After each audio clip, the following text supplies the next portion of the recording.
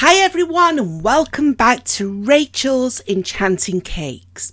Now for today's tutorial I'm going to be showing you how easy it is to create these geometric cake pops with a silver splash.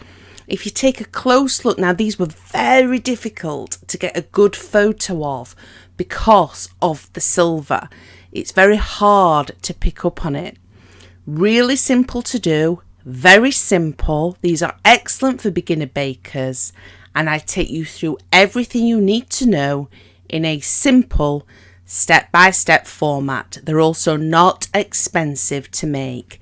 Happy baking everyone, and let's make a start. So this is the mold that I'm going to be using today. Just look at all of that detail.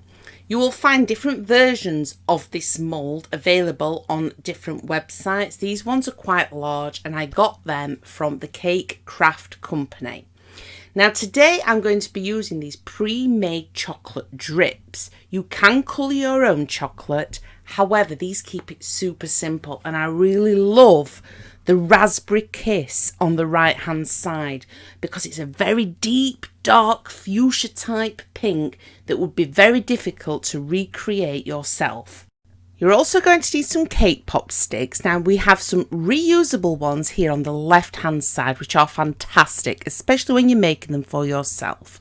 However, I'm going to be using the cheaper version on the right hand side where you just use them once.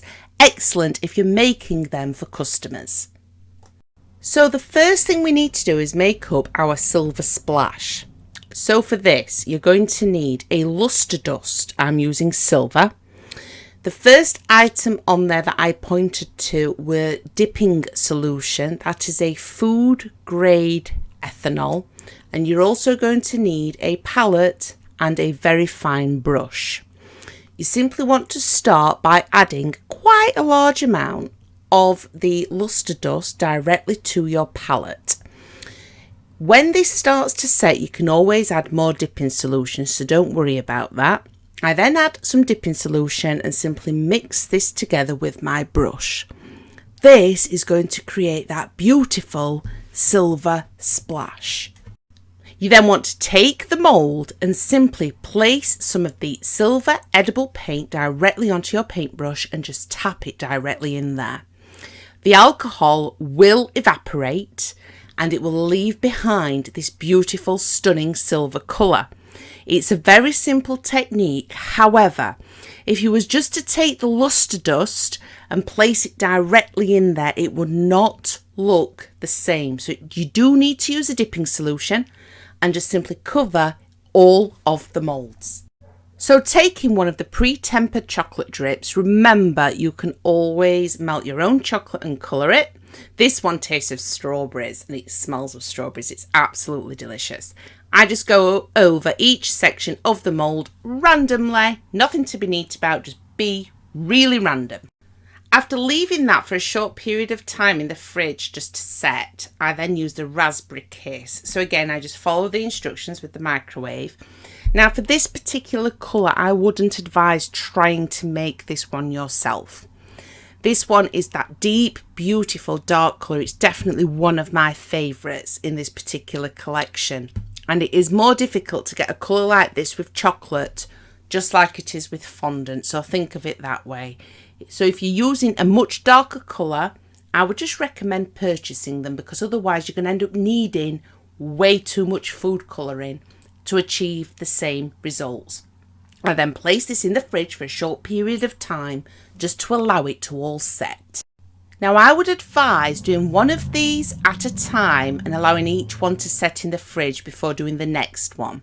So I simply fill this with the luscious lilac, and then moving the mould, I try and coat all of those sides. Take your time doing this. There is no need to use the cakesicle stick just yet. So when the chocolate is still soft but partly set, you want to push in your cakesicle stick. This is so that you create a hole, because in order to release this from the mould, we will have to remove this first. However, I want to show you how to put all that cake pop mix in there first so that when you've removed it from the mould, you find it easy to put the stick back in.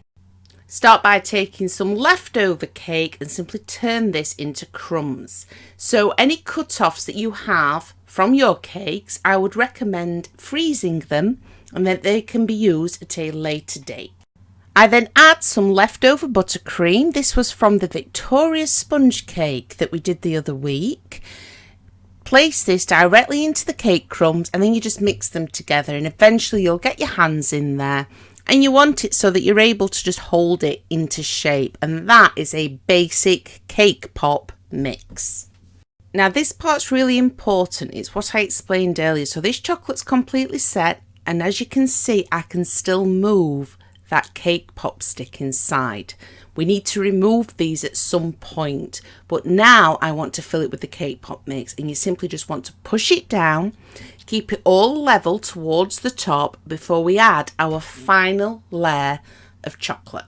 So I've melted the chocolate down again. Now the bags don't need to be perfectly neat, so I simply cover this and then I just go over it with a knife. If you want to neaten it up, you can do, but this is the part that you're not going to be seeing. We then need to simply pull out each one of those cake pop sticks. Now we are going to be using the cake pop sticks again, but we need to allow these to set completely first in the fridge, and you're only going to be able to release them from the mould by removing these. So this must be done before you place it in the fridge. This is always my favourite part. These have been left to set in the fridge. I simply release each one from their mould before adding their cake pop stick back directly into the centre. I really do hope I've helped you all again today. Thank you all for your amazing support, and I will be back soon with an awful lot more new, completely free content.